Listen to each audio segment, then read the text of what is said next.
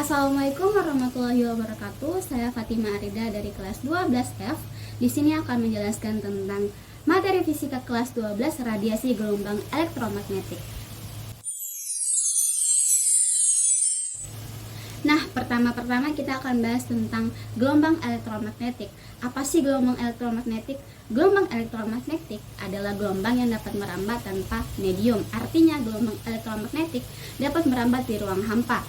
Nah, gelombang elektromagnetik ini terdiri atas medan listrik dan medan magnet yang merambat saling tegak lurus. Lanjut, kita akan membahas tentang proses pembentukan gelombang elektromagnetik. Pada gambar A terdapat dua batang konduktor dan sumber tegangan searah. Ketika konduktor belum terhubung dengan sumber tegangan searah, tidak terdapat medan listrik antara kedua konduktor. Bisa kita lihat di sini yang gambar A itu tidak ada arus listrik yang dialiri. Pada gambar B, ketika konduktor terhubung dengan sumber tegangan searah, muncul medan listrik antara kedua konduktor, yaitu garis yang berwarna orange, dari kutub positif menuju kutub negatif. Sementara di sekitar konduktor yang dialiri arus listrik akan muncul medan magnet yang arahnya sesuai aturan tangan kanan.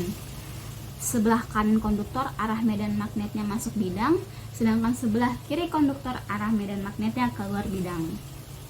Pada kasus tersebut, medan listrik dan medan magnet tidak akan merambat jauh. Pada gambar C, sumber tegangannya diganti dengan sumber tegangan bolak-balik yang biasa kita kenal dengan AC.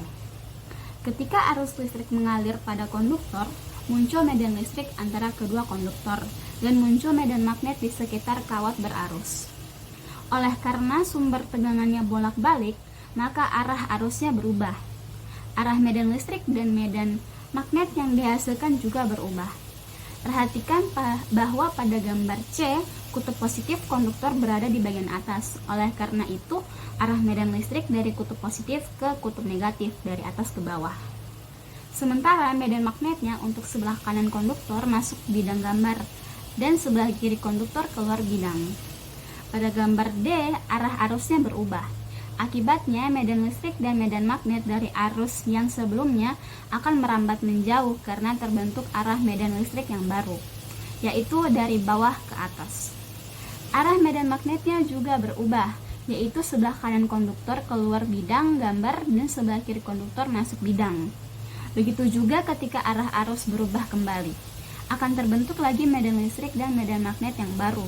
Medan listrik dan medan magnet yang sebelumnya akan menjauh. Begitu seterusnya. Melalui proses tersebut akan dihasilkan gelombang elektromagnetik yang terbentuk dari medan listrik dan medan magnet yang saling tegak lurus.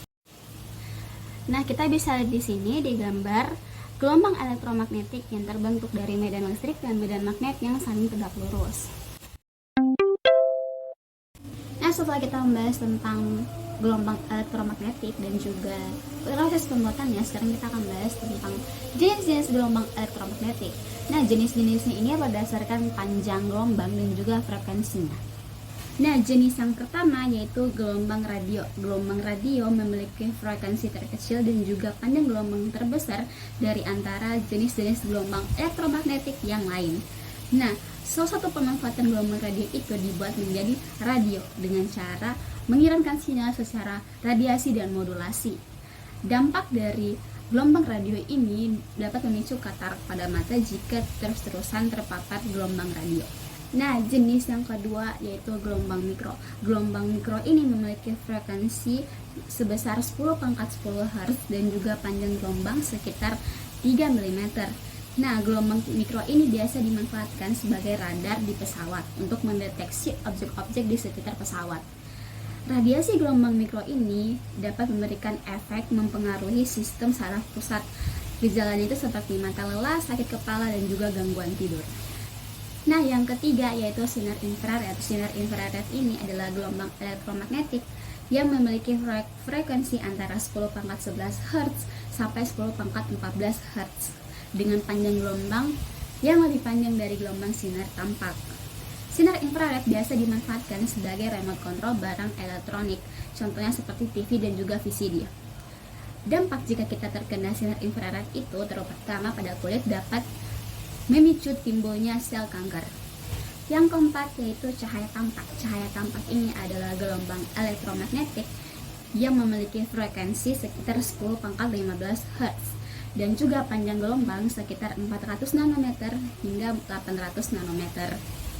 Nah, cahaya tampak ini sering dimanfaatkan sebagai sinar laser untuk pemotongan baja dan juga pengelasan. Nah, dampak jika kita sering terpapar cahaya tampak ini yaitu pigmentasi kulit.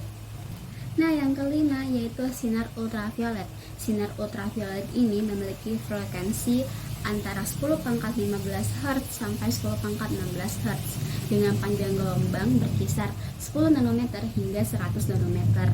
Nah, sinar ultraviolet ini dimanfaatkan oleh perbankan. Salah satunya yaitu dengan mendeteksi uang palsu dan uang asli yang masuk ke dalam bank. Karena beberapa sistem keamanan uang itu dapat dideteksi jika terkena sinar ultraviolet. Nah, dampak dari sinar ultraviolet ini salah satunya ada pada sinar UVB yang berasal dari matahari yang dapat membuat efek atau sensasi kulit yang terbakar hingga membuat kulit memerah. Yang keenam yaitu sinar X. Sinar X ini adalah gelombang elektromagnetik yang memiliki frekuensi 10 pangkat 16 Hz sampai 10 pangkat 20 Hz. Panjang gelombangnya itu sekitar 10 pangkat min 11 meter hingga 10 pangkat min 8 meter. Sinar X banyak digunakan atau dimanfaatkan dalam bidang kedokteran. Salah satunya itu untuk memotret tulang atau yang biasa kita kenal dengan sebutan X-ray. Dampak sinar X ini atau X-ray ini pada ibu hamil jika terpapar dapat membuat resiko semua jenis kanker, tumor pada sistem saraf, dan juga leukemia pada janin. Yang ketujuh atau yang terakhir yaitu sinar gamma. Sinar gamma adalah gelombang elektromagnetik yang memiliki frekuensi 10 pangkat 20 Hz sampai 10 pangkat 25 Hz. Dengan panjang gelombang mencapai 10 pangkat min 4 nanometer hingga 0,1 nanometer. Nah, sinar gamma banyak dimanfaatkan sebagai salah satu metode pengobatan kanker, yaitu terapi radiasi atau yang biasa disebut dengan radioterapi. Dampak atau efek samping dari sinar radiasi gamma atau radioterapi ini yaitu pusing-pusing, mual, dan juga rambut rontok. Nah, itu dia tentang gelombang elektromagnetik. Banyaknya pemanfaatan gelombang elektromagnetik bukan berarti selalu baik bagi tubuh, tapi bukan juga untuk kita hindari.